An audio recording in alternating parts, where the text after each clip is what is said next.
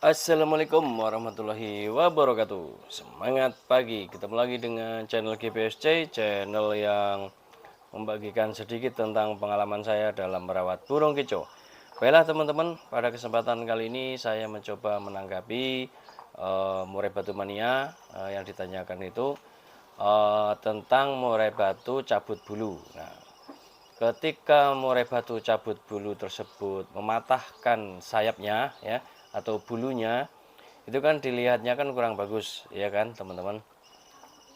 Nah, yang ditanyakan tuh gini, apakah boleh saya cabut gitu kan.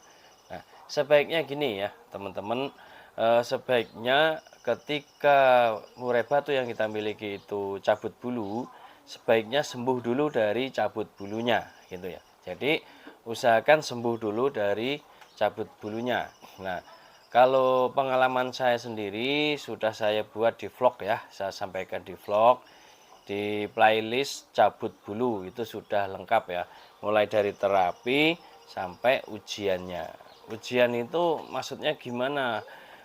Maksudnya itu jadi setelah sembuh dari cabut bulunya itu dikasih ujian. Ada beberapa tes yang harus dilakukan kepada murai batu yang sudah sembuh dari cabut bulunya gitu ya. Itu di playlist cabut bulu. Nah, jadi terapinya seperti apa? Ini sekilas aja ya teman-teman.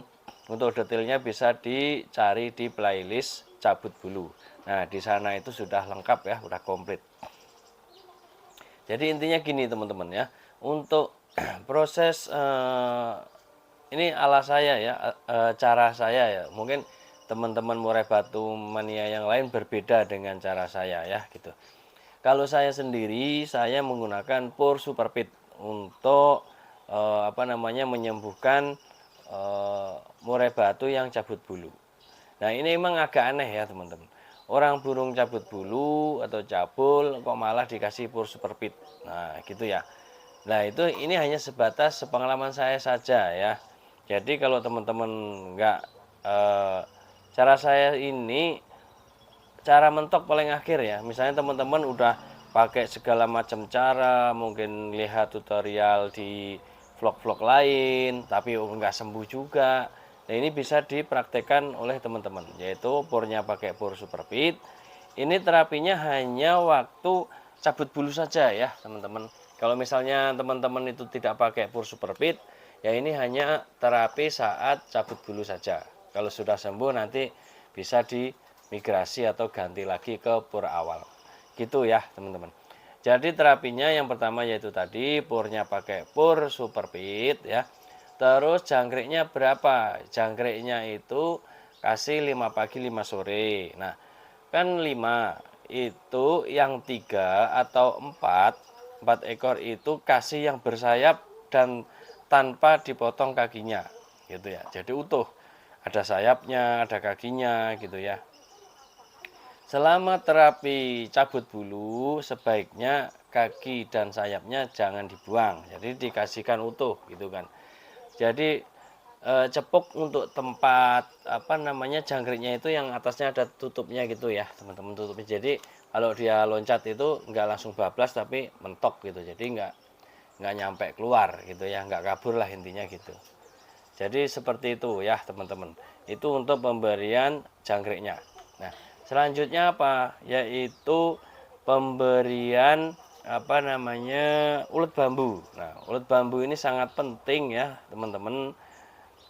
Ulet bambu ini sangat penting untuk mengedropkan ya kan, yang awalnya terlalu emosi atau terlalu berahi, nah ini diturunkan gitu ya teman-teman. Nah, itu manfaatnya apa dikasih jangkrik yang bersayap dan tanpa potong kaki? Yaitu analisa saya itu dengan adanya ada sayapnya itu dia akan sibuk menghancurkan menghancurkan jangkriknya gitu kan. Menghancurkan jangkriknya sampai gampang dimakan. Jadi dia akan lupa kepada bulunya. Nah, itu ya tujuannya kalau yang jangkrik bersayap tadi. Nah, Setelah ulet bambu, oh iya, ulet bambunya dikasih berapa? Kasih aja 2 ekor pagi, 2 ekor sore, gitu ya. Jadi sebelum makan jangkrik, belikan ulet bambu 2, gitu ya. Terus apa yang harus diberikan lagi? Yaitu kasih air infus water timun, ya. Di apa namanya playlist pakan racikan juga sudah ada cara membuat infus water timun. Ini saya ulas sekilas ya teman-teman. Jadi timun kan panjang, diambil aja setengah dipotong, yang separuhnya buat besok. Dipotongin kecil-kecil gitu ya teman-teman, dipotongin kecil-kecil, terus dimasukkan botol, botolnya diisi air, masukkan kulkas. Nah, buatnya malam dikasihnya besok. Nah, gitu ya teman. Jadi kalau pagi dikasih, sore masih bisa dikasih. Nah, sore dikasih, malamnya buat lagi.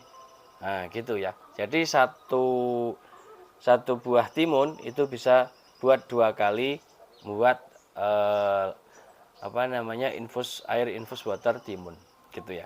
Kenapa kok pakainya timun, nggak pakai jeruk atau buah naga gitu? Kalau buah naga ya buat kita aja kan gitu, karena enak manis.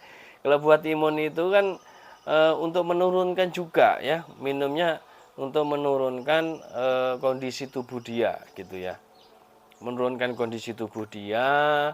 Jadi kan udah pakai ulut bambu, udah pakai timun, jadi diharapkan turun. Nah, ini cara saya ya, ini cara saya, dan alhamdulillah sudah 5 murai batu ya, sudah sembuh dan sudah oke gitu ya, dan nggak kambuh lagi gitu.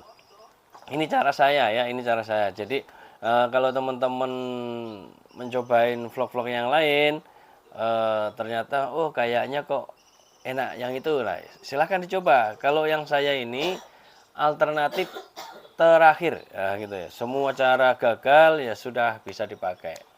Karena kemarin juga begitu, ada yang tanya juga, saya udah pusing om, udah pakai cara ini itu nggak berhasil juga gitu kan. Nah akhirnya coba cara saya ini gitu kan.